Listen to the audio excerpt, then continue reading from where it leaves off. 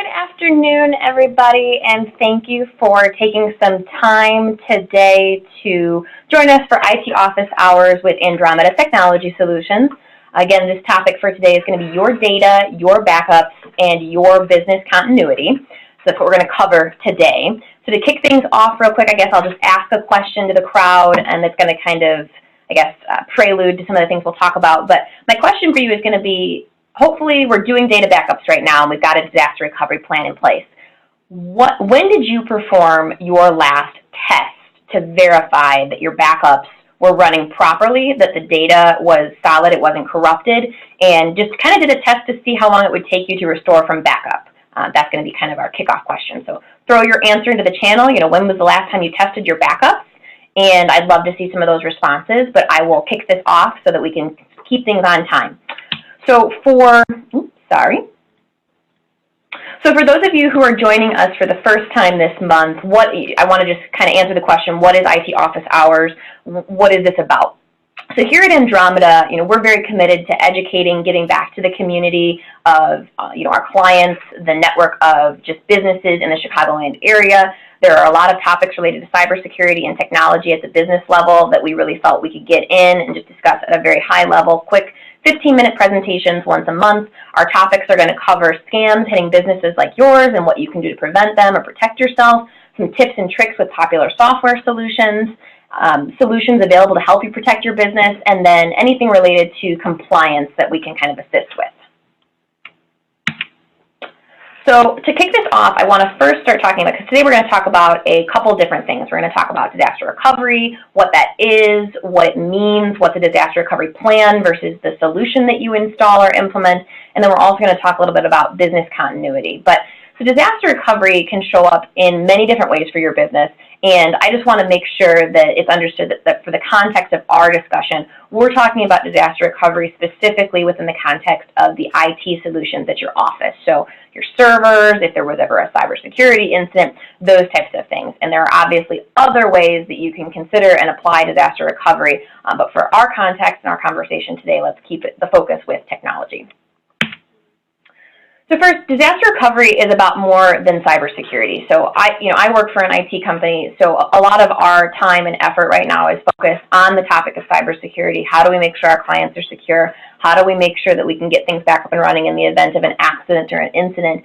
But one of the things that I think is very important is that we really start communicating about the fact that disaster recovery is really meant to protect your business from a variety of different incidents and situations. So I'm going to kind of run through a few of these and give you examples. So for instance, disaster recovery is about more than cybersecurity. It can also impact and influence your response to an incident such as a hardware failure. So for example, a server crash that was unexpected, since those are never planned. But a server failure, a laptop doesn't work anymore, a hard drive went bad, those types of situations where you've got a piece of equipment that you were depending on for your business that is now down and unusable. So what are we going to do in that event? There's also cybersecurity. That's something, like I said, we talk about a lot. The primary focus there is going to be malware and ransomware. If your network were infected across the board, if every workstation was infected with ransomware when you came in on a Tuesday morning, what are we going to do? How are we going to recover from this, and how are we going to get the business back up and running? And then also, how are we going to keep the business running while we're recovering? Another example is going to be physical or natural disaster. These things happen. We can talk about floods, fire, tornadoes, or for instance, you have a pipe burst and that ends up flooding your server room. Disaster recovery is going to help you prepare for that and also, make it through that situation. The last two are going to be related to employee and staff for the most part. But disaster recovery and data backups also help when your employees make mistakes. We all make mistakes. We're all human. You accidentally delete a file, your computer loses its battery in the middle of while you're working on a presentation. Any number of things can happen, and having a good data backup and disaster recovery plan is going to help your staff recover that data if they ever accidentally deleted it. And then, there's accidents, and then there's, intentional malicious activity. So you got an upset employee who takes it out on the hard drives at the office. They could stealing equipment, compromising equipment, damaging equipment. All of those things happen, and we don't want to think about them, but disaster recovery and a data backup solution is going to be able to really help you handle that in the event. So I alluded to this earlier, but the one thing I want to say above all else, and I mean, this happens. So, you know, our sales guys are in the field, our account managers are in the field, our techs see this happen. No matter what, if there's one thing that you can take from this presentation, I really want to urge you to make sure that you are regularly checking in and testing your backups. And this is important because what we've learned over time is that most businesses are performing some kind of backup. You know, if we go in and we're talking with a new business owner or manager and we say, what are you doing right now for your backup solutions? Most often we get an answer, well, we're taking care of it, but we don't get a lot of very technical response. So what I'm asking is, you know, how often are you going to your IT vendor or your IT staff and saying, you know, when is the last time that you tested our backups?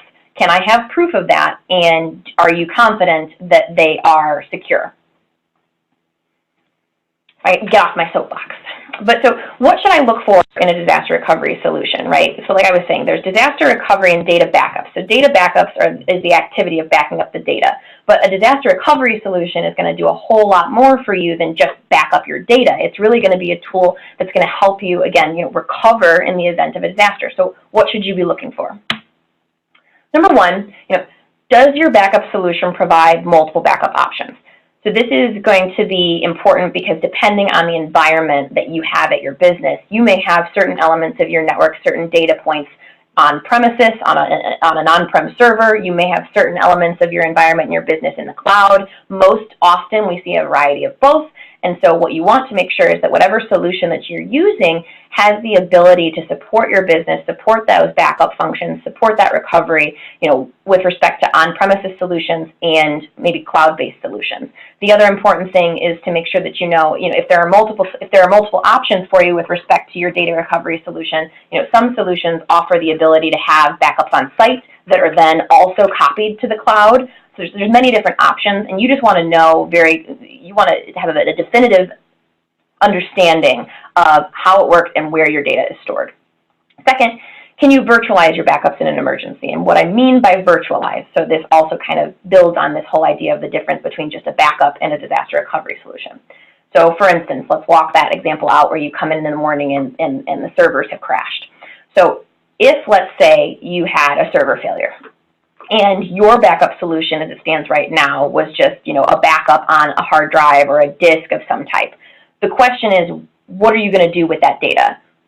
You have it, which is fantastic, but what are you going to do with it? You need a device to help spin that up, so to speak, and make it usable for your team. So what we call that is virtualizing. So our disaster recovery solutions come with that capability built in, so that if there was a failure, if there was an event, we could simply virtualize your server either in the cloud or on an on-prem solution. And then while we were doing that back-end work to get either the server replaced or to figure out what happened, while we were doing that back-end work to help get you up and running, you would still be able to run your business, and that's very important. The third question is going to be, are your backups encrypted? So this is very important for many of the industries that we service, including, you know, medical, legal, financial, where there's a lot of compliance, you know, standards and expectations. So whatever you're doing to back up your data, you definitely want to make sure that it's encrypted, because if it gets into the hands of the wrong individuals, they would be able to access it and read it. And by encrypting it, we make sure that's not possible. So fourth, we've got, how often is your solution backing up your environment? And so what I mean by that, that's different than saying how often are we testing it. What I'm asking here is, how often are we taking snapshots or making copies of the data that we need to back up? For some businesses, that's once an hour, so sometimes it could be once a day. You know, our solution, I believe it can default to every 15 minutes. So that's something that you want to think about. How often do we want to be taking copies of our data? And then if you are offloading your data to the cloud, how often are we going to send that information, since that can sometimes have an impact on you know, the bandwidth of your network. So the final question I'm going to throw out here, and this is not exhaustive by any means, these are just the ones that I think are the most important at a high level, but the final one is going to be, you know, what applications and data sets need to be backed up? So again, we've talked about sometimes you may have an EMR solution in the cloud that doesn't necessarily need a backup, but you also may have, let's say, Office 365 or a cloud-based email solution, and oftentimes businesses assume that when they have those cloud-based solutions, they are being backed up, when in reality, these companies, and like I said, Office 365, G Suite, what they do is they use what's called a shared responsibility model. And what that means is that they're responsible rather for the stability and the security of the network and of the cloud infrastructure that you are using. So it's their responsibility to make sure that it's secure and it's always available. Uptime is important, but it's your responsibility to make sure that your data is good. So if you were to accidentally, let's say, delete a file or delete an email, Microsoft and Google aren't going to be getting on the phone to help you recover that, right? You need to cover your disaster recovery and your data backups for those cloud solutions. And there are definitely things available to you. So next, and this is kind of the final portion of this presentation today, but there's a few different terms that get passed around, and really there's three. So it's data backups, as I've mentioned, disaster recovery, and business continuity. So your backups are just the physical or in the cloud. It's the thing, it's the copy of the data. That's a backup. Disaster recovery is going to be what we are going to do in the event of an incident. What actions are we going to take to get you from, let's say, non-functioning to functioning? What are we going to do when the server crashes? What's the plan? How long does it take us to get the equipment? How long does it take us to get approval on whatever, quoting we need to get done? How long is it going to take us to install? And that all takes time, right? No matter what the incident is that you're going to be getting through, whether it's hardware failure, cybersecurity, an employee accident or wrongdoing, all of these things are going to take time to resolve. And that's where business continuity comes in, because your business continuity is going to be the plans that you have in place so that you can keep running the business, you can keep seeing your patients, you can keep seeing your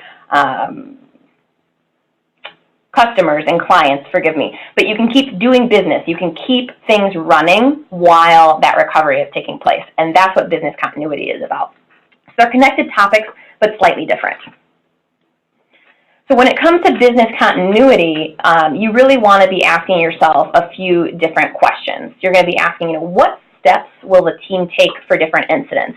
And that's a little bit vague, but I think it applies both internally and externally. So you want to know, okay, what is my vendor doing in the event of this type of incident taking place? And then separately, what does my staff need to do? Okay, so if there was a ransomware incident and an employee of yours saw an alert on their screen that said, you've been infected with ransomware, what are they supposed to do? Do they contact you? Do they contact IT? Do they unplug their device? These are all questions that we want to think about, because unfortunately, and I hate to say this, but really it's a matter of when and not if an incident of some type is going to happen. So our best defense is to prepare. Second, we're going to say, what is your RPO, or recovery point objective? And really what that means is you're making a decision on the business level, and you're communicating to your vendors of how much data are we willing to lose, or can we afford to lose in the event of an incident? And again, that could be 15 minutes, it could be an hour, it could be a day. And that's really going to impact how often you're doing your backups, because that's kind of how you resolve that issue.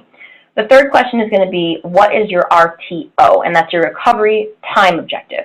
So that's similar, but it's about time. So that's going to be having those discussions with your vendors about, okay, this is how long we can afford to be down. Let's figure out how we can resolve something and have us back up and running in 4 hours. And then, on your end, it's, what do I do with my staff to keep things going during those 4 hours while my vendor gets me back up and running?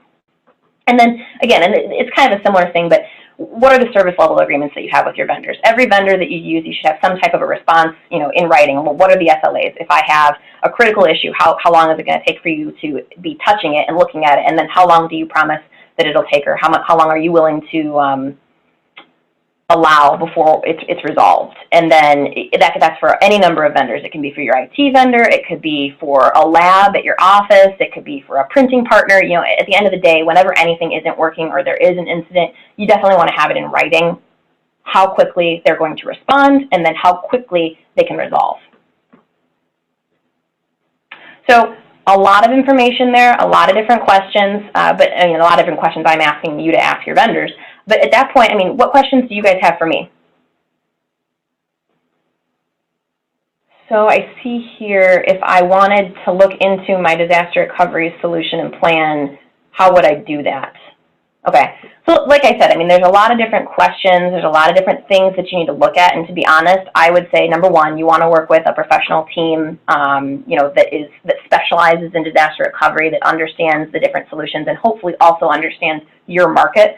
Because like we talked about, different industries have different requirements. They have different objectives and needs. So for instance, again, at a medical facility, we've still got patients coming in the door, right? So if we had an incident, what are we supposed to do? Are we going to discontinue seeing patients? Do we need to have forms printed out? Those types of things. And I think that if you talk with somebody, number one, that you trust, and also an expert in the area, they're going to be able to understand your business and how disaster recovery is going to really fit into that.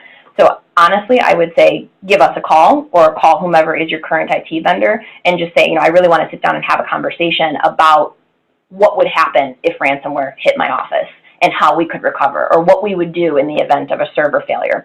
And I would also recommend that you get that stuff in writing. I would create a playbook.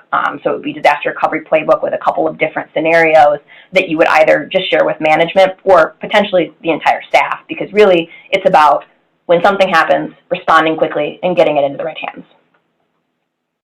Okay. I am not seeing anything else come through, so I'm going to assume that we've kind of covered the topic, or everyone just doesn't even know what to say, which makes sense. So if you need anything at all, or if you have any questions about this, if this brings up anything that you want to talk to an account manager here about, you can feel free to send me an email or give us a call at the office. My email address is abil@wenetwork.com, or give us a phone call at the office, 815-836-0030, and then I will be sending out and distributing the recording of this to all attendees and all of our existing clients. So if you want to share this with anybody else at your organization, feel absolutely free. And I look forward to seeing you guys next month. Quick preview, we're going to be diving into some of the tips and tricks and best uses for Office 365. I'm really excited to share some of that with you and prepare for it, because I get to learn some more. And if you need anything or want to discuss anything, feel free to reach me. Bye-bye.